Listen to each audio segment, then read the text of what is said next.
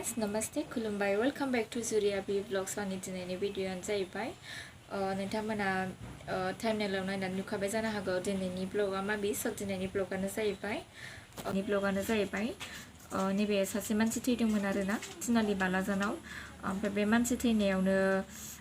सासे मानसिया थैफादेरनाय जाहैबाय आरोना ओमफ्राय नोंथांमोना भिडिअ'खौ जोबजासिम नायलांबानो जाबाय ओमफ्राय नैबेयावनो सासे रय मुंनि सुबुंखौ नैबेयाव सावदोंमोन आरोना ओमफ्राय बेखौ सावखांनानै सासे पुष्पन रय मुंनि सासे सुबुङा आथिं आखाइ सुदोंमोन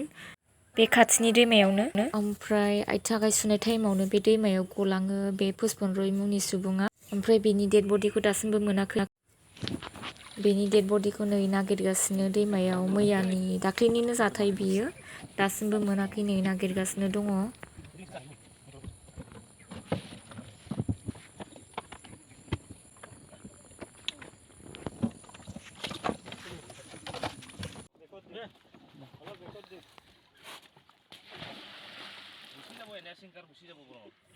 दैमाया नैबेयावनो बे मानसि गोथै सावनाय खाथियावनो बिथांनि डेड बडिखौ दासिमबो मोननाय जायाखै बेथ' मैयानिनो जाथायमोन आरोना ओमफ्राय दिनैसिमबो मोनाखैबाथ' बिथांनि जिउआथ' गैखालायानो ओमफ्राय जोबोद दुखुनांथाव बाथ्रा आरोना मोनसे गामियावनो बा न' खाथियावनो सानै गाहाम मानसि थैनाया जोबोद दुखुनांथाव बाथ्रा आरोना सानसेयावनो ओमफ्राय बेखौनो नोंथांमोना शेयार खालामबाय ओमफ्राय जेब्ला बे डेड बडिखौ मोनगोन आं अब्ला नोंथांमोना शेयार खालामनो नाजाबावगोन आरोना जेब्ला डेड बडिखौ मोनगोन